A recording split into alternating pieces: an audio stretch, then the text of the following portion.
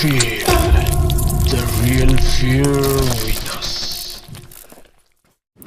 প্রিয় লিসেনার্স, আসসালামু আলাইকুম। দেশ ও দেশের বাইরে যে যেখান থেকে আফনান দ্য হরর ওয়ার্ল্ডের আজকের ভয়ের শিহরণ বইয়ের ঘটনা নিয়ে যে এপিসোডটি আমরা করতে যাচ্ছি, এই এপিসোডের সাথে যুক্ত হচ্ছেন বা পরবর্তীতে হবেন, সকলকে জানাচ্ছি শুভেচ্ছা ও ভালোবাসা। আশা করি সবাই ভালো আছেন, সুস্থ আছেন। প্রিয় লিসেনার্স, ভয়ের শিহরণ বইয়ের ঘটনাগুলো ধারাবাহিকভাবে আপনাদের সামনে উপস্থাপন করার চেষ্টা আমরা চালিয়ে যাচ্ছি। ইতোমধ্যে একটি এপিসোড আমরা প্রচার করেছি, আজকে আমাদের দ্বিতীয় এপিসোড। আজকের যে ঘটনাটি, এই ঘটনাটি আমাদেরকে যিনি পাঠিয়েছিলেন তার নাম জুবায়ের ইসলাম। আপনাদের সকলের প্রিয় এবং খুব পরিচিত একটি নাম, যিনি বর্তমানে চট্টগ্রামের আগ্রাবাদে রয়েছেন। আজকের ঘটনাটির শিরোনাম হানাবাড়িতে আতঙ্ক। চলুন প্রিয় লিসেনার্স, কথা না বাড়িয়ে ঘটনায় চলে যাই। যেভাবে লেখা আছে সেভাবেই উপস্থাপন করার চেষ্টা করছি। এই ঘটনাটির সময়কাল 1984 সালের মাঝামাঝি সময়। ঘটনাটি ঘটেছিল চট্টগ্রামের কদমতলীর আশেপাশে কোনো এক স্থানে। বাড়ির নাম এবং বেশ কিছু বিষয় সম্পর্কে না জানাতে বাড়ির মালিক অনুরোধ করেছেন, যার কারণে বিষয়টি জানানো যাচ্ছে না বলে দুঃখিত। এই বাড়িতে এখনও অনেক ভাড়াটিয়া থাকেন। বাড়িটি নির্মাণ করা হয় এক গলির শেষ দিকে অনেকখানি জায়গা নিয়ে। বেশ বড়ই বলা যায় বিল্ডিংটিকে। 6 তলা বিশিষ্ট সেই বাড়ির গেট দিয়ে ঢোকার পরেই উপরে ওঠা সিঁড়ি। সিঁড়ির বাম পাশ দিয়ে করিডোরের মতো স্পেস রয়েছে। সেই দিক দিয়ে হেঁটে একটু ভেতরে গেলে ছোট্ট একটু উঠানের মতো জায়গা। এই উঠানের পশ্চিম দিকের দুটি ঘর নিয়ে আজকের এই ঘটনা। এই ঘটনাটি শুরু এই বাড়ি নির্মাণের সময় থেকে। বাড়ির যিনি মালিক, আসাদ সাহেব ছদ্মনাম, ওয়ারিশ সূত্রে বাবার একমাত্র ছেলে হওয়ায় সম্পূর্ণ জায়গাটি তিনি নিজেই পেয়ে যান। বিদেশে উচ্চ শিক্ষা শেষ করে এসে নিজেই ব্যবসা শুরু করেন। খুব অল্প সময় ব্যবসা ভালো লাভজনক হয়ে ওঠে। এখনও সেই এলাকার 10 জন ধনীর নাম বললে তার নামটি তালিকায় থাকে। বেশ কিছু অর্থ উপার্জন করে তিনি ভাবলেন, এত বড় জায়গা ফেলে না রেখে একটি ভবন নির্মাণ করা যাক। তাই দেরি না করে বাবার কাছ থেকে অনুমতি নিয়ে শুরু করে দেন ভবন তৈরির কাজ। তবে তার বাবা কাজ শুরুর আগে ছেলেকে বলেন, আসাদ বাবা, বাড়ি করতে চাও ঠিক আছে, কিন্তু জায়গার পশ্চিম দিকটায় কিছু করো না, ওটা খালি রেখো। চেষ্টা করো তুমি বা তোমার সন্তান সন্ততি কেউ যেন ওইখানে কিছু না করে। আসাদ সাহেব তার বাবাকে কেন পারবেন না এই প্রশ্ন জিজ্ঞেস করলে উত্তরে তার বাবা শুধু বললেন, ওই জায়গায় অনেক আগে একটা ঘর ও তার পাশে একটি কবরস্থান ছিল। সেই ঘরে আমার দাদা নাকি কবিরাজির কাজ করতেন। আর কবরস্থানটা যে কাদের সেটা আমি জানি না। আমার বাবা মানে তোমার দাদার কাছে শুনেছি ওইখানে নাকি বেশ কিছু জিনের কবর রয়েছে। তবে সেই কবরস্থানের কারণে আমাদের কখনো কোনো ক্ষতি হয়নি বা ভয়ও পাইনি। তুমি বাড়ি করো তাতে কোনো আপত্তি নেই, কিন্তু ওই জায়গাটাই শুধু খালি রেখো। ওনার কথা অনুসারে ওই জায়গায় তখন আর কিছু করা হয়নি। কবরস্থানটি কাদের সেই সম্পর্কে আসাদ সাহেবের বাবা এর বেশি কিছু বলতে পারেননি। পরিবারের কেউ মারা গেলেও কখনো ওইখানে কবর দেওয়ার কথা তিনি বা তার পরিবারের কেউই শুনতে পেয়েছেন এমনটা জানা যায় না। এমন কথার পর আসাদ সাহেব আর বাবার কথার অবাধ্য তখনকার মতো হননি। জায়গার সম্মুখ দিকে তিনি কাজ শুরু করে দেন এবং বছর দেড়েকের মধ্যেই বাড়ি ভাড়াও দিয়ে দেন। পশ্চিম দিকের পেছনের জায়গাটি তখন খালি রাখেন।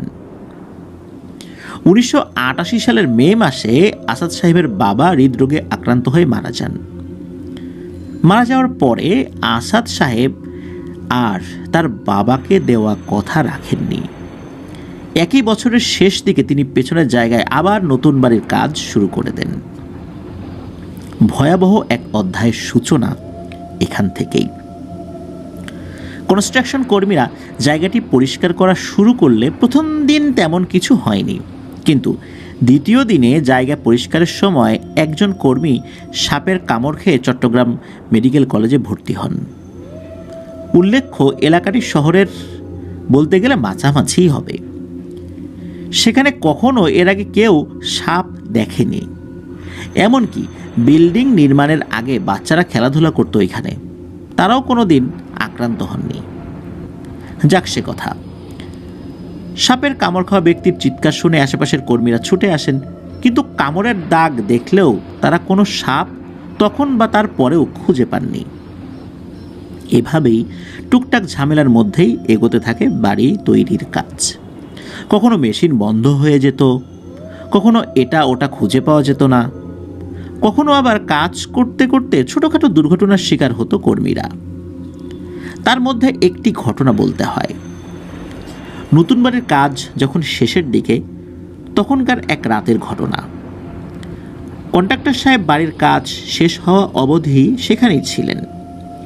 রাতের খাওয়া শেষ করে ধূমপান করতে বের হন এবং ধূমপান করতে করতে সব কিছু টর্চ লাইটের আলোতে ঘুরে ঘুরে দেখে নিচ্ছিলেন।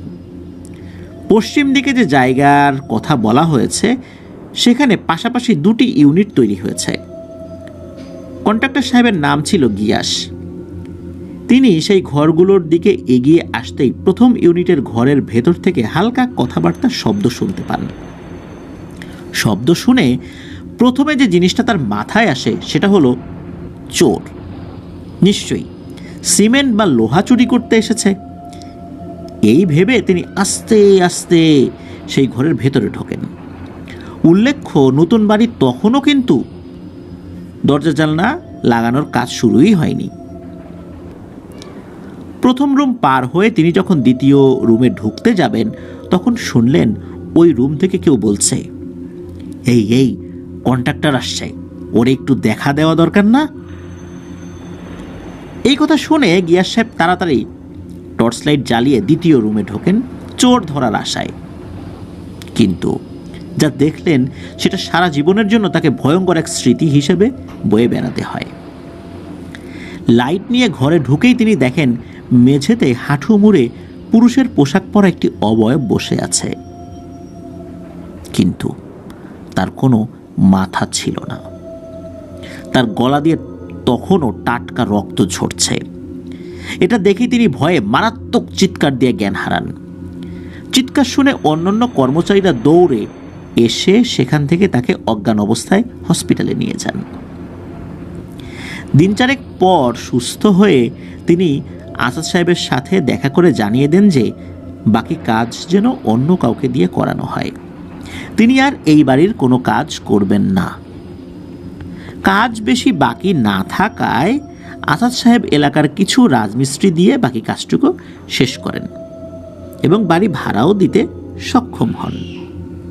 তবে বাড়ি ভাড়া দেওয়ার সময় আসাদ সাহেব তার ভাড়াটিয়াদের কাছে এইসব ঘটনা গোপন রাখেন, পাছে তার বাড়ি যদি ভাড়া না হয় এই কারণে। বাড়ি ভাড়ার ক্ষেত্রে দেখা যায় নিচতলার বাসা দুটি যারাই দেখতে আসেন তারা দেখে চলে যান, পছন্দ করেন, কিন্তু বাসায় আর ওঠেন না। এভাবে প্রায় 5 মাস পরে নিচতলার প্রথম ফ্ল্যাটে ভাড়াটিয়া আসেন। সেই পরিবারের সদস্য সংখ্যা 4 জন। পরিবারের প্রধান যিনি, তার নাম ছিল লিয়াকত। পেশায় তিনি একজন চাকুরিজীবী। তার স্ত্রী গৃহিণী, কন্যা তখন ক্লাস 3-তে পড়ত এবং তার বৃদ্ধ পিতা যিনি মাঝে মাঝে এসে থাকতেন। বাড়িতে ওঠার পর শুরুতে তেমন কোনো সমস্যা হয়নি।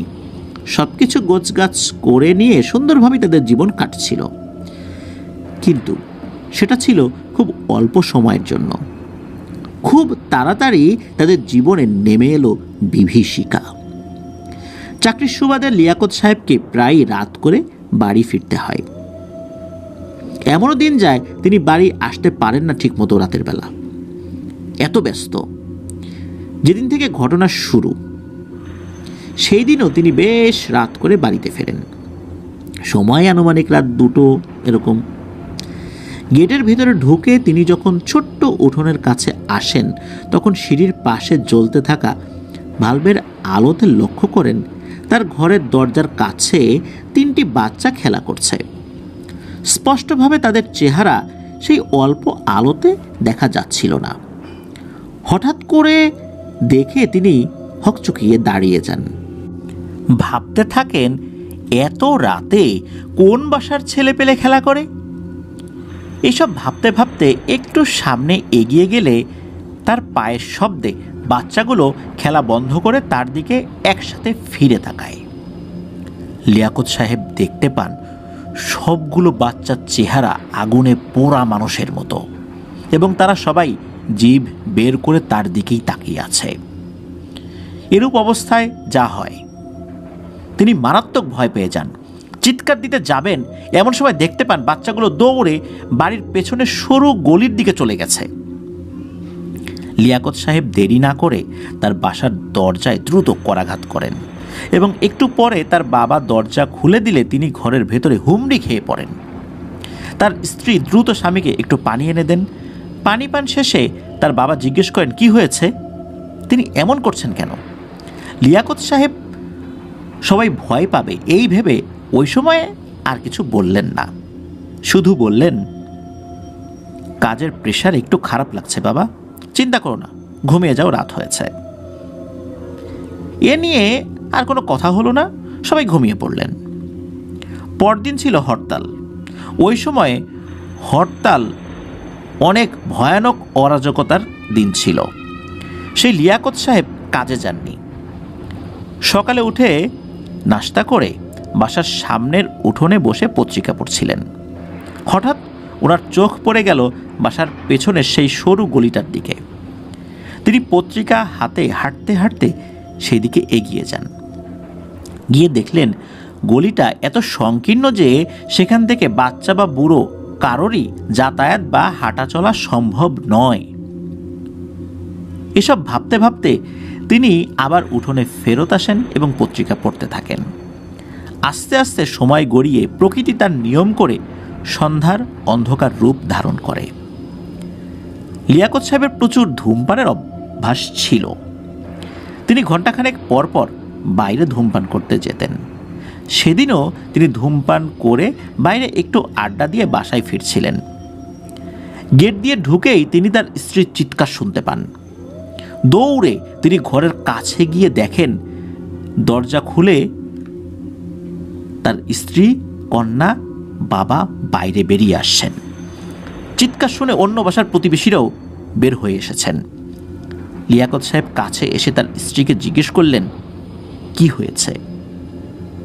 কিন্তু তিনি তখন কিছু বলার মতো অবস্থায় ছিলেন না। তার বাবা প্রশ্নের উত্তর দিতে এগিয়ে এলেন। তিনি জানালেন তিনি নাতনিকে নিয়ে সামনের রুমে বসেছিলেন। হঠাৎ তার বৌমা এসে বললেন, বাবা একটু দেখে যান তো, রান্নাঘরে কেমন যেন একটা শব্দ হচ্ছে, আমার ভয় করছে বাবা।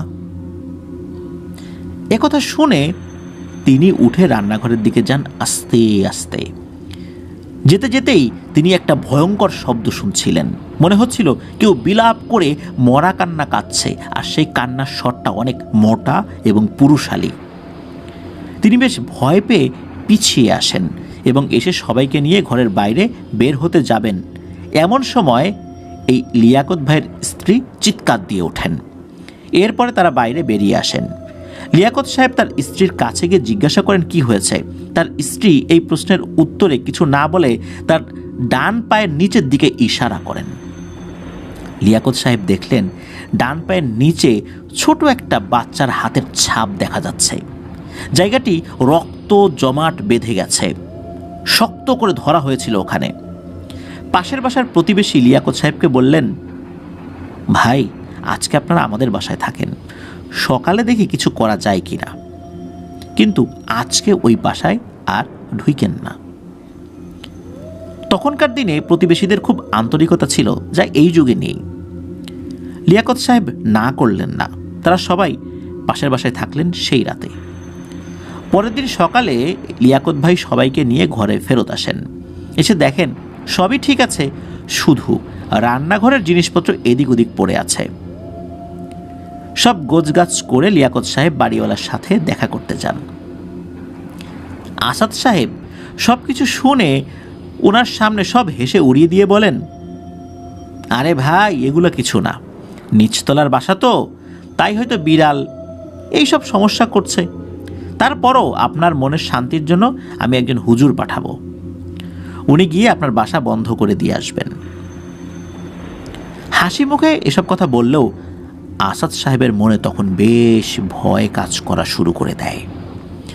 সন্ধ্যার পরে একজন স্থানীয় হুজুরকে নিয়ে আসাদ সাহেব লিয়াকত সাহেবের বাড়িতে যান। হুজুর বেশ কিছুক্ষণ দোয়া কালাম পড়ে পানি ছিটিয়ে দেন, একটু মিলাদ মাহফিলও করেন এবং মোনাজাত করে রাতের খাবার খেয়ে অল্প কিছু হাদিয়া নিয়ে বের হয়ে চলে আসেন। ঘটনার ভয়াবহতা সেদিন থেকেই মূলত শুরু হয়। রাতের খাবার খেয়ে কিছুটা নির্ভয়ে সবাই শুয়ে পড়েন। রাত কত হবে সঠিক বলা যাবে না, তবে বেশ রাত হয়েছিল তখন। লিয়াকত সাহেবের প্রচণ্ড পানির তৃষ্ণা পায়। তিনি উঠে রান্নাঘরের দিকে হেঁটে যান এবং রান্নাঘরের বাতি জ্বালিয়ে যা দেখেন তার আসলে কোনো ব্যাখ্যা হয় না। তিনি দেখেন তার বৃদ্ধ বাবা রান্নাঘরের মেঝেতে হাঁটু মুড়ে বসে তার মেয়ের মাথার ভেতর থেকে মগজ খুবলে খুবলে খাচ্ছে। উনি ভয়ে চিৎকার দিতে যাবেন, এমন সময় ঘরের ভেতরে শুয়ে থাকা ওনার স্ত্রী চিৎকার দিয়ে ওঠেন। লিয়াকত সাহেব সাহস না হারিয়ে ঘুরে ঘরের ভেতরে দৌড়ে আসেন আর দেখেন ওনার খাটের পাশে দাঁড়িয়ে সিলিং পর্যন্ত লম্বা কালো আলখেল্লা পরিহিত এক অবয়ব খাট ধরে ঝাঁকাচ্ছে। আবছা অন্ধকারে অবয়বটির মুখ এক নজর দেখেছিলেন লিয়াকত সাহেব। সেই মুখ তার চেনা কোনো মানুষ বা প্রাণীর নয়। সেই মুখ দেখে ওনার মনে হয়েছিল আগুনে বা অ্যাসিডে ঝলসে যাওয়া কোনো কুকুরের মুখ, কিন্তু তার চোখের স্থানটি সেলাই করা। এসব দেখে সহ্য করতে পারলেন না লিয়াকত সাহেব। তিনি জোরে এক চিৎকার দিয়েই জ্ঞান হারান। তখন সামনের রুম থেকে ওনার বাবা পবিত্র কোরআন শরীফ বুকে নিয়ে দৌড়ে আসেন। উনি দৌড়ে আসতেই অবয়বটি সিলিং ফুঁড়ে উপরের দিকে মিলিয়ে যায়। এরপরে লিয়াকত সাহেবের বাবা পাশের বাসা থেকে প্রতিবেশীদের ডেকে আনেন। সবাই মিলে ধরাধরি করে লিয়াকত সাহেবকে খাটের উপরে শুইয়ে দেন। অনেক রাত হয়ে যাওয়ায় ডাক্তার ডাকতে পারেননি। তখন সকালে ফজরের আজান দিচ্ছিল। তখন লিয়াকত সাহেব ধর্মর করে নিজেই উঠে যান এবং ওনার বাচ্চাকে এবং স্ত্রীকে দেখে স্বস্তি বোধ করেন। আশ্চর্যের বিষয়, রাতে লম্বা সেই অবয়বটি চলে যাওয়ার পর থেকে তার স্ত্রী বেশ স্বতঃস্ফূর্ত হয়ে যান। এত কিছু হলো তা নিয়ে ওনার বিন্দুমাত্র আগ্রহ দেখা গেল না, বরং তিনি তার স্বামীকে ভয় পাওয়া নিয়ে হাসি তামাশা করতে লাগলেন। বিষয়টি লিয়াকত সাহেব এবং তার বাবা দুজনের চোখেই একটু কটু লাগে এবং লাগাটাই স্বাভাবিক। তখন এটা নিয়ে কথা না বাড়িয়ে লিয়াকত সাহেব সিদ্ধান্ত নেন এই বাসায় তিনি আর থাকবেন না। কিন্তু সিদ্ধান্ত নিলে তো আর হয় না, নতুন একটা বাসা না পাওয়া পর্যন্ত কোথাও তো যেতে পারছেন না। পরদিন তিনি প্রতিবেশীদের পরামর্শে একজন হুজুরের সাথে সকালে দেখা করতে যান, যাকে এলাকার সবাই কালা হুজুর নামে চেনেন। এই সকল অতিপ্রাকৃত বিষয় সমাধানে ওনার বেশ নাম ডাক ছিল। তিনি সবকিছু শুনলেন লিয়াকত সাহেবের কাছ থেকে। শুনে তিনি একটি কাচের বোতলে একটু পানি পড়া দিয়ে বললেন, এই পানিটা খাওয়া যাবে না, শুধু গোসলের সময় একটু মিশিয়ে গোসল করতে হবে। এই বলে হুজুর বিদায় দেন লিয়াকত সাহেবকে। লিয়াকত সাহেব পানি নিয়ে বাসায় চলে আসেন এবং সবাইকে হুজুরের দেওয়া পানি দেখিয়ে তার স্ত্রীকে বলেন, কাল থেকে সবাই গোসলের সময় এই পানি মিশিয়ে গোসল করবে, নাও এটা এক জায়গায় রাখো। এই বলে তিনি যখন পানির বোতল স্ত্রীর হাতে হস্তান্তর করছিলেন, তখন স্ত্রীর হাতে ফসকে বোতল মাটিতে পড়ে ভেঙে চুরমার হয়ে যায়। হাত থেকে বোতল এভাবে ফসকে মাটিতে চুরমার হয়ে গেল। লিয়াকত সাহেব খুব রেগে গিয়ে স্ত্রীকে একটা থাপ্পড় দেন, কিন্তু এর ফলাফল সম্পর্কে তিনি যদি জানতেন তাহলে হয়তো তা করতেন না। চর খেয়ে তার স্ত্রী মারাত্মক রকমের ক্ষেপে ওঠেন এবং মাটিতে পড়ে থাকা কাচের বোতলের টুকরো হাতে নিয়ে স্বামীর উপরে ঝাঁপিয়ে পড়েন এবং লিয়াকত সাহেবকে চিৎকার দিতে বাধ্য করেন। উনি নিজেও চিৎকার করে লিয়াকত সাহেবকে নিচে ফেলে উপর্যুপুরি আঘাত হানেন ওই কাচের টুকরো দিয়ে। প্রায় 4 থেকে 5 বার আঘাত হানার পর আরও আঘাত করতে যাবেন, এমন সময় লিয়াকত সাহেবের বাবা ওনাকে ধরে ফেলেন আর চিৎকার করে পাশের প্রতিবেশীদের ডাকতে থাকেন। প্রতিবেশীরা দৌড়ে এসে ওনার স্ত্রীকে সামলাতে থাকেন। তখন ওনার স্ত্রী ভয়ঙ্কর পুরুষালী গলায় বলতে থাকে, ছেড়ে দে আমাকে, ও আমার গায়ে হাত দেয়, কত বড় সাহস, ওরে মেরে ফেলবো আমি। তোরা চিনিস আমি কে? আমার নাম শুনলে আমার জাতির কেউ আমার সাথে ঝামেলা করতে আসে না, আর এই বেয়াদব আমার গায়ে হাত দেয়, ছেড়ে দে আমাকে। এমন ভয়ঙ্কর গলার স্বর শুনে সবাই ভয় পেয়ে যান, কিন্তু ওনাকে ছেড়ে না দিয়ে শক্ত করে বেঁধে ফেলেন। প্রতিবেশী পুরুষেরা লিয়াকত সাহেবকে নিয়ে তাড়াতাড়ি ডাক্তারের কাছে যান, কিন্তু আঘাত গুরুতর হওয়ায় চট্টগ্রাম মেডিকেল কলেজ হাসপাতালে ভর্তি করাতে হয়। ওনাদের ছোট বাচ্চাটি পরিবারের এমন অস্বাভাবিক ঘটনায় সারাদিন খুব কান্নাকাটি করতে থাকে। সন্ধ্যার পরে ওনার স্ত্রী বেশ স্বাভাবিক হয়ে যান এবং স্বামীর অবস্থার কথা শুনে হাওমাও করে কাঁদতে থাকেন। তখন সবাই তার বাঁধন খুলে দেন। এর মাঝে প্রতিবেশীদের একজন কালা হুজুরের সাথে দেখা করতে যান, তাকে নিয়ে আসা যায় কিনা তাই, কিন্তু হুজুর ছিলেন না। সকালে পানি পড়ে দিয়ে উনি অন্য কাজে বের হয়ে যান। রাতে প্রতিবেশীরা হাসপাতাল থেকে ফিরে আসার পর লিয়াকত সাহেবের স্ত্রী শ্বশুরকে খুব অনুরোধ করেন, বাবা আপনি একটু হাসপাতালে যান, ওর কাছেই থাকেন, আমি এখন বেশ সুস্থ আছি। একথা শোনার পর লিয়াকত সাহেবের বাবা প্রতিবেশীদের দায়িত্ব ছেলের বউ এবং নাতনিকে রেখে হাসপাতালে চলে যান। ওই ছিল শেষ দেখা। প্রতিবেশীদের কাছে দায়িত্ব দিয়ে উনি তো চলে গেলেন। প্রতিবেশীরা লিয়াকত সাহেবের স্ত্রী ও কন্যাকে নিয়ে তাদের ঘরে আসেন। বেশ স্বাভাবিক আচরণে প্রতিবেশীরাও একটু স্বস্তি বোধ করেন। লিয়াকত সাহেবের স্ত্রী খুব কান্নাকাটি করছিলেন এবং যেটা স্বাভাবিক ছিল ওই সময়টায়। রাত আনুমানিক 10টার দিকে লিয়াকত সাহেবের স্ত্রী প্রতিবেশী যার বাসায় ছিলেন তাকে বলেন, ভাবি আমি লিজাকে অর্থাৎ লিয়াকত সাহেবের মেয়েকে নিয়ে একটু ঘরে যাচ্ছি, লিয়াকত কিছু টাকা রেখে গেছে, সেটা নিয়ে আসি। এই সময় কখন যে টাকা পয়সা লাগে তা তো বলা যায় না। প্রতিবেশী মহিলার সাথে আসতে চাইলে তিনি মানা করে বলেন, বেশি সময় লাগবে না, খুব দ্রুত চলে আসবেন, তাই সাথে না গেলেও চলবে। এই বলে মেয়েকে নিয়ে তিনি ঘরে যান। 5 মিনিট, 10 মিনিট, 20 মিনিট, এমনকি 30 মিনিট পরেও আসছেন না দেখে প্রতিবেশী ওই ভদ্রমহিলা ওনাদের ঘরের কাছে গিয়ে ডাকাডাকি করেন বেশ কয়েকবার, কিন্তু কোনো সারা শব্দ নেই। আরও কয়েকবার ডাকার পরে উনি ভয় পেয়ে যান, কারণ ভেতর থেকে তখন 5-6 জন পুরুষ মহিলার মিলিত অট্টহাসির শব্দ আসছিল। তিনি দৌড়ে গিয়ে নিজ স্বামীকে জানালে তার স্বামী আশপাশ থেকে আরও কয়েকজন মানুষ নিয়ে লাঠি সোটা নিয়ে ঘরের দরজায় কড়া নাড়েন। বেশ কিছুক্ষণ কড়া নাড়ার পর ভেতর থেকে কেউ একজন বলে ওঠে, আহা এগুলোর জ্বালায় শান্তি নাই। এরপর আর কিছুই শোনা যায়নি।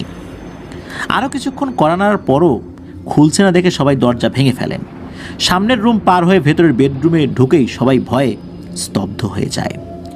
সিলিং থেকে গলায় ফাঁস দেওয়া অবস্থায় 2টি লাশ ঝুলছে। লাশ দুটি আর কারো নয়, লিয়াকত সাহেবের স্ত্রী এবং তার সন্তানের। তাদের জীব বিভৎসভাবে বের হয়ে আসছে, চোখ অক্ষিগোলক থেকে বের হয়ে এসেছে। বাচ্চা মেয়েটার বুকের দিকে ছিঁড়ে ফেলা, সেখান থেকে তখনও রক্ত ঝরছে। উপস্থিত কেউ সহ্য করতে পারেনি এমন হৃদয় বিদারক দৃশ্য। সকলে দ্রুত বের হয়ে যান সেই ঘর থেকে। সে রাতে ওই এলাকা বেশ সরব হয়ে উঠেছিল। পুলিশে খবর দেওয়া হলে তারা এসে লাশ নামান। ইতোমধ্যে হাসপাতালে খবর দেওয়া হলে অসুস্থ অবস্থায় লিয়াকত সাহেব তার বাবাকে নিয়ে ফজরের আগে চলে আসেন। কান্নায় তারা ভেঙে পড়েন। লিয়াকত সাহেব এত মানসিক ধাক্কা খান যে তিনি একটু পরপর মূর্ছা যাচ্ছিলেন, অর্থাৎ অজ্ঞান হয়ে যাচ্ছিলেন। তার বৃদ্ধ বাবা ছেলেকে সামলে রাখতে পারছিলেন না। পুলিশ লাশ নিয়ে যায়, সাথে গ্রেফতার করে নিয়ে যায় লিয়াকত সাহেব ও তার বাবাকে। তার বাবাকে ছেড়ে দিলেও লিয়াকত সাহেবের শ্বশুরবাড়ির লোকজনের করা মামলায় 2 বছর জেল খাটতে হয় ওনাকে। স্ত্রী কন্যার কবরে মাটি দেওয়াও তার নসিব হয়নি। জেল থেকে বের হয়ে তিনি সর্বপ্রথম যে কাজটি করেন সেটা হলো এক জুম্মার নামাজের পরে মসজিদ থেকে বের হয়ে জনসম্মুখে তিনি বাড়িওয়ালা আসাদ সাহেবকে জুতা দিয়ে বেধড়ক পেটান। এরপর ওই এলাকা ছেড়ে চলে যান, আর ফেরত আসেননি। পোস্টমর্টেম রিপোর্ট অনুযায়ী লিয়াকত সাহেবের মেয়েকে প্রথমে গলা টিপে হত্যা করা হয়, তারপর তাকে ঝুলিয়ে তার বুক চিরে হৃৎপিণ্ড বের করে নেওয়া হয়, যার হদিস পুলিশ কখনোই আর করতে পারেনি, সামনেও পারবে কিনা সন্দেহ। আর লিয়াকত সাহেবের স্ত্রীর মৃত্যু গলায় ফাঁস নেওয়ার ফলেই হয়েছে, এটা প্রমাণ হয়েছে। ঘটনার সময় লিয়াকত সাহেব এবং তার বাবা হাসপাতালে ছিলেন। এই সত্যতা প্রতিবেশীরা নিশ্চিত করেছিলেন বিধায় লিয়াকত সাহেব 2 বছরে এই মামলা থেকে বের হয়ে আসতে পারেন। ঘটনাটি তৎকালীন বেশ কয়েকটি পত্রিকায় প্রকাশিতও হয়। এই ঘটনায় আসাদ সাহেবও বেশ ঝামেলার শিকার হন। তার এই ঘরসহ সম্পূর্ণ বিল্ডিং থেকেই ভাড়াটিয়ারা চলে যেতে শুরু করেন। এলাকার সবাই আসাদ সাহেব এবং তার পরিবারের লোকদের এড়িয়ে চলতে শুরু করেন, কারণ প্রতিবেশীদের অনেকেই লিয়াকত সাহেবের পরিবারের সাথে ঘটে যাওয়া এই ঘটনায় অনেক রং মিশিয়ে এলাকায় ছড়িয়ে দেন। এভাবে চলে যায় আরও প্রায় 1.5 বছর। সময় আস্তে আস্তে সব ক্ষতকে সারিয়ে তোলে। ঠিক তেমনি মানুষও আস্তে আস্তে এইসব ঘটনা ভুলতে থাকে। এর মাঝে আসাদ সাহেব পশ্চিম দিকের ঘরগুলোকে রং করে টাইলস করে বেশ আকর্ষণীয় করে তোলেন এবং ভাড়া দেওয়ার চেষ্টা করতে থাকেন। লিয়াকত সাহেবের সাথে ঘটে যাওয়া ঘটনাকে তিনি একটি খুনের ঘটনা বলে এলাকায় ছড়াতে থাকেন। আস্তে আস্তে মানুষও তার কথা বিশ্বাস করতে শুরু করে, কারণ লিয়াকত সাহেবের সাথে ঘটে যাওয়া ঘটনা যে সকল প্রতিবেশী প্রত্যক্ষ করেছিলেন তারা সকলে ততদিনে ভয়ে এলাকা ছেড়ে অন্য জায়গায় চলে যান। এই সুযোগটাই আসাদ সাহেব কাজে লাগাতে শুরু করেন। আস্তে আস্তে তার ভবনের ঘরগুলো আবার ভাড়া হতে শুরু করে। নতুন ডেকোরেশনের সাথে আসাদ সাহেব বাসা ভাড়াও অনেক কমিয়ে দেন, যার কারণে অল্প কিছুদিন পরে দেখা যায় শুধু পশ্চিম দিকের ওই ঘরটি ছাড়া বাকিগুলো ঠিকঠাক মতো ভাড়া হয়ে যায়। ওই বাসাটি শুরুতে তিনি ভাড়া দেননি, কারণ ওখানে কেউ মারা গেছে এটা শুনলে তো লোক উঠবে না, বরং অন্য বাসাগুলো নিয়েও কথা রটতে পারে এই ভেবে। যাক, সব ফ্ল্যাট ভাড়া হয়ে যাওয়ার প্রায় মাস 2 পরে তিনি বাসা ভাড়া হবে সাইনবোর্ড টানান। অনেকেই আসে বাসাটি দেখতে, কিন্তু কারো কাছেই বাসার আবহাওয়া ভালো লাগে না। সবাই দেখেন, চলেও যান। এইভাবে বেশ কিছুদিন যাবার পর আসাদ সাহেব ভাবলেন তিনি ব্যাচেলর ভাড়া দিয়ে দেবেন। দিল না ঠিক তাই। চিন্তা করার কিছুদিনের মধ্যে 4 জন চাকরিজীবী ব্যাচেলরকে ভাড়া দিয়ে দেন। 4 জনের ভেতরে 3 জন সারাদিন কাজে বাইরে থাকতো, রাতে এসে খাওয়া দাওয়া করে ঘুমিয়ে পড়তো। কিন্তু তাদের মধ্যে একজন ছিলেন পুলিশ। তার শিফটিং ডিউটির কারণে কখনো তিনি দিনে বা কখনো রাতে ডিউটি করতেন, এরকম শিডিউল থাকতো। ঘটনার 2য় অধ্যায়ের সূচনা হয় তার কাছ থেকেই। সঠিক তারিখ বলা এতদিন পরে মুশকিলের ব্যাপার, কিন্তু যতটুকু জানা গেছে তখন গরমকাল ছিল। ওই বাসায় ওঠার প্রায় সপ্তাহ 2 পরের ঘটনা। রাতের ডিউটি শেষ করে সকাল 9টা নাগাদ সেই পুলিশ কনস্টেবল রাকিব বাসায় ফেরত আসেন। গোসল করে তিনি ঘুমাতে চলে যান। উল্লেখ্য, তাদের রান্নাবান্না করার জন্য সকলে বেশ কিছুদিন যাবৎ একজন বুয়া খুঁজছিলেন, কিন্তু তখনও পাননি। এই বাসায় আসলে কেউই কাজ করতে চান না, এমন একটা অবস্থা। তাই নিয়ম করে 4 জন একদিন করে রান্না করে খান। যাক, ঘুমোতে যাওয়ার পরে আসলে ঠিক বলতে পারবেন না উনি কতক্ষণ ঘুমিয়েছেন। হঠাৎ মশলা বাটার শব্দে তার ঘুম ছুটে যায়। তিনি বিছানায় শুয়েই ভাবতে থাকেন, কে মশলা বাটে? তারপর নিজেই উত্তর দেন, হয়তো অন্যান্য সদস্যরা নতুন বুয়া নিয়েছে, সেই কাজ করছে। এটা ভাবতে ভাবতে তিনি আবার ঘুমিয়ে পড়েন। ঘুমের ভেতরেই তিনি স্বপ্নে দেখেন তিনি তার বিছানায় শুয়ে আছেন, আর তার খাটের পাশে দাঁড়িয়ে সাদা কাপড় পরা অনেক নারী পুরুষ নিজেদের মধ্যে কথা বলছে। তাকে উঠে বসতে দেখে তারা সকলে কথা থামিয়ে দেয় আর তার দিকে একসাথে ঘুরে তাকায়। সবাই একসাথে বলে ওঠে, রাকিব, এখনো ঘুমাচ্ছ? আসো, ভেতরের ঘরে সবাই তোমার জন্য অপেক্ষা করছে। এটা বলেই তাদের ভেতর থেকে একজন নারী তার হাত ধরে বিছানা থেকে টেনে নামিয়ে ভেতরের রুমে হাত ধরে টেনে নিয়ে যায়। সেই রুমে ঢুকেই রাকিব সাহেব মারাত্মক ভয় পেয়ে যান।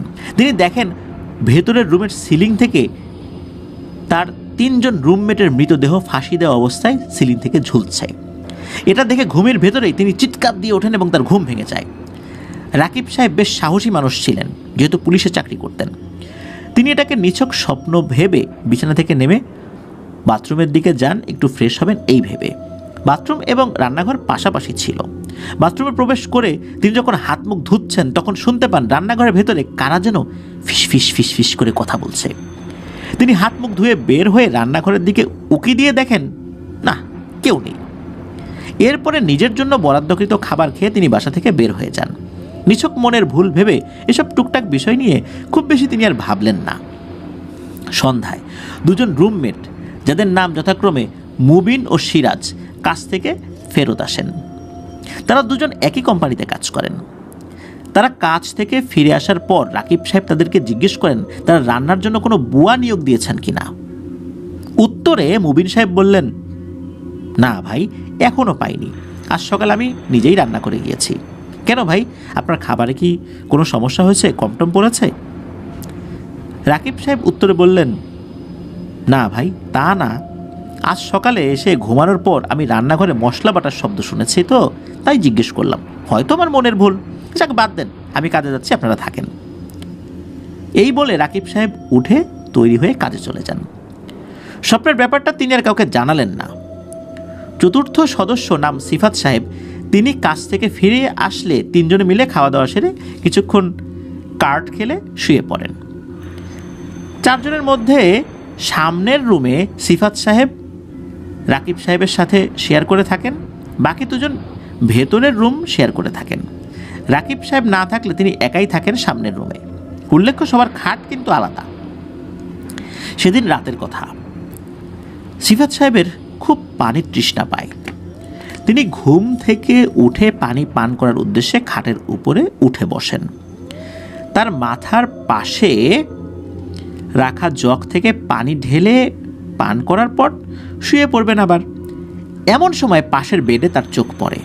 তিনি দেখেন কাঁথা মুড়ি দিয়ে কে যেন শুয়ে আছে। সিফাত সাহেব একজন আর একজনের বেড ব্যবহার করবে এই জিনিস পছন্দ করেন না, তাই তিনি আবছা অন্ধকারে কে ঘুমাচ্ছে এটা দেখতে পাচ্ছেন না বলে রুমের অন্য পাশে থাকা লাইটের সুইচ অন করতে উঠে পড়েন। বিছানা থেকে নেমে লাইটের কাছে গিয়েছেন, এমন সময় ওই পাশের খাট থেকে কর্কশ কণ্ঠে কে যেন ওনাকে বলে ওঠে, বাতি জ্বালাস না, ভয় পাবি। উনি এটা শুনে ঘুরে ওই খাটের দিকে মুখ ঘুরিয়ে তাকিয়ে দেখেন ওইখানে কেউ নেই, কিন্তু আবছা অন্ধকারে দেখতে পান তার খাটের উপরে কাঁথা মুড়ি দিয়ে কে যেন দাঁড়িয়ে আছে। তিনি ভয়ে দ্রুত লাইটের সুইচ অন করে আবার ঘুরে তাকিয়ে দেখেন খাটে কেউ নেই। রুমমেট 2জন তাদের জায়গায় আছে কিনা চেক না করে তিনি ধরে নেন তারা হয়তো ওনার সাথে মজা করছেন। এইভাবে তিনি খাটের নিচে বা খাটের কাছে গিয়ে নিচু হয়ে খাটের নিচের দিকটা দেখতে যান। এমন সময় ঘটে এক অসম্ভব ঘটনা। তিনি নিচু হতেই কে যেন লাইটের সুইচ অফ করে দেয়। সাথে সাথে ওনার মনে হয় 4 থেকে 5 জন লোক ওনাকে পেছন থেকে ঘিরে ফেলে। উনি মাথা উঠিয়ে দেখতে যাবেন, এমন সময় ওনার চুল ধরে মাটি থেকে 2 ফুট উপরে তুলে ফেলে। বাকিরা ওনাকে আক্রোশ নিয়ে খুব মারধর করতে থাকে। উনি মার খাচ্ছিলেন ঠিকই, কিন্তু ওনার মুখ থেকে কোনো শব্দ বের হচ্ছিল না, কারণ লোমশ একটি হাত ওনার মুখ চেপে ধরে রেখেছিল। এভাবে মারতে থাকার সময় হুটোপুটিতে ওনার পায়ে লেগে ওনার মাথার কাছে জগটি শব্দ করে ফ্লোরে পড়ে যায়। এই শব্দটুকুই আল্লাহর অশেষ রহমতে সেদিন তার জীবন বাঁচাতে সাহায্য করেছিল। শব্দ শুনে অপর রুমে ঘুমিয়ে থাকা মুবিন এবং সিরাজ সাহেবের ঘুম ভেঙে যায়। তারা উঠে নিজেদের রুমের বাতি জ্বেলে দৌড়ে এই রুমের মুখে এসে এই ভয়ঙ্কর দৃশ্য দেখতে পান। রুমের ভেতর থেকে আসা অল্প আলোতে তাদের চেহারা দেখা যাচ্ছিল না বটে, কিন্তু এটা বোঝা যাচ্ছিল তারা এখন মার বন্ধ করে মাথা ঘুরিয়ে ওনাদের দিকে তাকিয়েছেন। সিরাজ সাহেব ভয়ে প্রথমে চিৎকার করে ওঠেন। তার চিৎকারের শব্দে বা যে কোনো কারণেই হোক অবয়বগুলো সিফাত সাহেবকে ছেড়ে দিয়ে শূন্যে ভাসতে ভাসতে ঘরের সিলিং ফুঁড়ে উপরে চলে যায়। ততক্ষণে মারাত্মক ভয় ও মার খেয়ে সিফাত সাহেব অজ্ঞান হয়ে যান।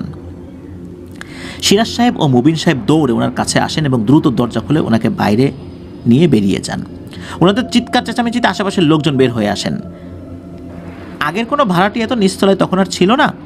তখনকার সময় ব্যাচেলারদের সাথে খুব বেশি আন্তরিকও ওই সময় কেউ ছিলেন না, তাই অল্প স্বল্প কথা জিজ্ঞেস করে যে যার বাসায় চলে যান। ঘর তালা দিয়ে সিফাত সাহেবকে নিয়ে স্থানীয় একটি হসপিটালে চলে যান তারা। আর তেমন কিছু হয়নি।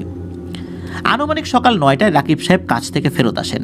এসে আশেপাশের মানুষের কাছে সিফাত সাহেবের কথা জানতে পেরে বেশ অবাক হন, যদিও আশেপাশের মানুষ কি হয়েছে সেটা ওইভাবে বলতে পারেননি। তবে রাকিব সাহেবকে বলেছেন তারা হয়তো নেশা টেশা করে উল্টাপাল্টা কিছু বলেছে। রাকিব সাহেব তার রুমমেটদের চেনেন, তাই ওনাদের কথায় কান না দিয়ে নিজের কাছে থাকা চাবি দিয়ে দরজা খুলে ঘরে প্রবেশ করে গোসলের উদ্দেশ্যে বাথরুমে যান। বাথরুমের কল ছেড়ে বের হয়ে আসেন, কারণ রান্নার জোগাড়ে আজ কেউ নাই। আজ নিজের রান্না নিজে করে খেতে হবে। রান্নাঘর এবং বাথরুম পাশাপাশি। রান্নাঘরে এসে কি আছে দেখছিলেন। এমন সময় মনে হলো বাথরুমের পানির শব্দ তিনি পাচ্ছেন না। উঠে বাথরুমে গিয়ে দেখেন কল বন্ধ করা। মনের ভুলে বন্ধ করে দিয়েছেন ভেবে আবার কল চালু করে বের হয়ে আসেন। এবার তিনি স্পষ্ট শুনতে পান কেউ কল ঘুরিয়ে বন্ধ করে দিচ্ছে। কল ঘোরালে এক ধরনের ক্যাচ ক্যাচ ক্যাচ ক্যাচ শব্দ হয় কোনো কোনো কলে। সাথে সাথে উঠে বাথরুমে উকি দিয়ে উনি দেখেন কিছুই নেই, মানে উনি কিছুই দেখতে পাননি, শুধু কল বন্ধ পেয়েছেন। এবার পানির কল ছেড়ে পেছনে ঘুরতেই দেখতে পান সাদা আলখেল্লা পরা পোড়া মুখ নিয়ে লম্বা একটি অবয়ব তার সামনে দাঁড়িয়ে। অবয়বটি তাকে কর্কশ গলায় বলে ওঠে, আমাদের কবরের উপর কেউ থাকতে পারবে না। এটা বলে প্রচণ্ড জোরে একটি থাপ্পড় দিয়ে উপরের দিকে মিলিয়ে যায়। মারাত্মক ব্যথায় কোকাতে কোকাতে তিনি বাথরুম থেকে বের হয়ে দৌড়ে ঘর থেকে বের হয়ে যান। বাইরে এসে নিজের কানে হাত দিয়ে দেখেন কান দিয়ে রক্ত পড়ছে। দেরি না করে তাড়াতাড়ি কোনো মতে ঘরে তালা দিয়ে ডাক্তারের কাছে ছুটে যান। কিন্তু স্থানীয় ডাক্তার কিছু করতে না পারায় আবার পাশের এক হাসপাতালে যেতে হয় তাকে। পরীক্ষা নিরীক্ষা শেষে ডাক্তার জানান তার কানের পর্দায় বেশ আঘাত লেগেছে, সাবধানে থাকতে হবে এখন থেকে। বিভিন্ন রকমের পরামর্শও দিয়ে দেন, ওষুধ দিয়ে দেন তারা। ওষুধ নিয়ে বের হয়ে আসছেন এমন সময় সিরাজ সাহেবকে হাসপাতালের নিচে দেখতে পান। রাকিব সাহেব সব খুলে বলেন তাকে, তিনিও রাতের ঘটনা খুলে বলেন রাকিব সাহেবকে। এরপরে তারা দুজন হাসপাতালে অবস্থানরত আরেক সদস্য মুবিন সাহেবকে নিয়ে ফেরত আসেন বাসায়। তবে নিজেদের বাসায় না গিয়ে তারা বাড়িওয়ালার বাসায় যান। বাড়িওয়ালাকে চেপে ধরতে তিনি আস্তে আস্তে সব কিছু খুলে বলেন, তার বাবার বলা সেই কথাগুলো। ওই বাসায় মা মেয়ের রহস্যময় মৃত্যুর কথা সব কিছুই বলেন। এসব কথা তাদের কাছে গোপন করায় রাকিব সাহেবের মাথা গরম হয়ে যায়। তিনি আসাদ সাহেবকে সজোরে একটি চর দিয়ে সবাইকে নিয়ে বের হয়ে আসেন। আরও কিছু লোকজন সাথে নিয়ে নিজেদের প্রয়োজনীয় জিনিস নিয়ে সেদিন সন্ধ্যায় বাসা ছেড়ে দেন। কিছুদিন পরে এসে যার যার জিনিস নিয়ে অন্যত্র চলে যান। এরপরে আর ওই বাসাটি আসাদ সাহেব ভাড়া দিতে পারেননি। যারাই বাসা দেখতে আসে তারা সকলেই স্বপ্নে উল্টোপাল্টা জিনিস দেখেন, পরে আর ওঠেন না। এভাবে বাসা দেখতে আসে কিন্তু ভাড়া হচ্ছে না দেখে আসাদ সাহেব ওই বাসাটি আর ভাড়া দেবেন না বলে মনস্থির করেন। বর্তমানে বাসাটি স্টোর রুম হিসেবে ব্যবহার করা হয়, কিন্তু এখনও রাতে ওই বাসার পাশে যারা থাকেন তারা মাঝে মাঝেই চিৎকার করে কান্নার শব্দ শুনতে পান। ভেতরে অনুষ্ঠান হচ্ছে, রান্না বান্না হচ্ছে, এরকম শব্দ শুনতে পান। মাঝে মাঝে শুনতে পান নূপুর পরে কারা যেন নৃত্য করছে ইত্যাদি। তবে এই সব কিছু শোনা যায় গভীর রাত্রে। হয়তো কোনোদিন আমরা জানতেই পারবো না সেই বাসার লুকায়িত আসল রহস্য, হয়তো কোনোদিনই জানতে পারবো না। তবে কিছু কিছু রহস্য গোপন থাকাই ভালো। কিছু কিছু রহস্য গোপন থাকাই যে আসলেই ভালো তা কিন্তু বিভিন্ন ঘটনা থেকে আমরা জানতে পারি। মানুষ যখন অনেক রহস্য জেনে যায় তখন তার পেছনেও অনেক অদৃশ্য শক্তি লেগে যায়। আর সব রহস্যের সমাধান হয়ে গেলে রহস্য বলতে তো আর কিছু থাকবে না, তাই না? এটি ছিল ঘটনা। ধন্যবাদ জানাচ্ছি জুবায়ের ইসলাম ভাইকে, চমৎকার একটি ঘটনা আমাদেরকে পাঠিয়েছিলেন, যে ঘটনাটি আমরা ভয় শিহরণ বইতে প্রকাশ করেছিলাম। ধন্যবাদ জানাচ্ছি লিসেনারদেরকে যারা ধৈর্য ধরে ঘটনাটি শুনলেন। আশা করছি এই ঘটনাটি আপনাদের ভয় শিহরণ জাগাতে সক্ষম হবে ইনশাআল্লাহ। প্রিয় লিসেনার্স, ঘটনাটি কেমন লাগলো জানিয়ে এই ভিডিওর কমেন্ট সেকশনে কিন্তু কমেন্ট করতে পারেন। এছাড়া আমাদের ফেসবুক পেজ এবং গ্রুপ রয়েছে আপনাদের হর ওয়ার্ল্ড নামে। এই দুটো লিঙ্ক এই ভিডিও ডিসক্রিপশনে দেওয়া রয়েছে, সেখানে গিয়ে আপনারা আমাদের ফেসবুক পরিবারের সদস্য হয়ে আমাদের ফেসবুক পেজে কমেন্ট করতে পারেন, ফেসবুক গ্রুপে পোস্টও করতে পারেন। প্রিয় লিসেনার্স, ইয়াসার বই একটা হরর থ্রিলার বই, যেটা আমরা এবার বের করেছিলাম অমর একুশে বইমেলা 2025-এ। বইমেলা তো শেষ হয়ে গেছে, কিন্তু বইটা কিন্তু রয়ে গেছে। আপনারা অনায়াসেই রকমারি থেকে অর্ডার করতে পারেন। রকমারির লিঙ্কটাও আমরা আমাদের এই ভিডিও ডিসক্রিপশনে দিয়ে রেখেছি। প্রিয় লিসেনার্স, বিদায় নিচ্ছি। আগামীকাল শনির রাত এপিসোডে নতুন আরও একটি ঘটনা নিয়ে হাজির হচ্ছি। শুনতে ভুলবেন না, রাত 10:59। সবাই ভালো থাকবেন, সুস্থ থাকবেন, আমার জন্য দোয়া করবেন, আমার পরিবারের জন্য দোয়া করবেন, আপনাদের জন্য দোয়া রইল, আপনাদের পরিবারের প্রত্যেকের জন্য দোয়া রইল। মহান আল্লাহ সুবহানাহু ওয়া তাআলা আমাদেরকে ভালো রাখুন, সুস্থ রাখুন, নিরাপদে রাখুন, আপনাদের ওয়ার্ল্ডের সাথে রাখুন। আসসালামু আলাইকুম। প্রিয় লিসেনার্স, আসসালামু আলাইকুম।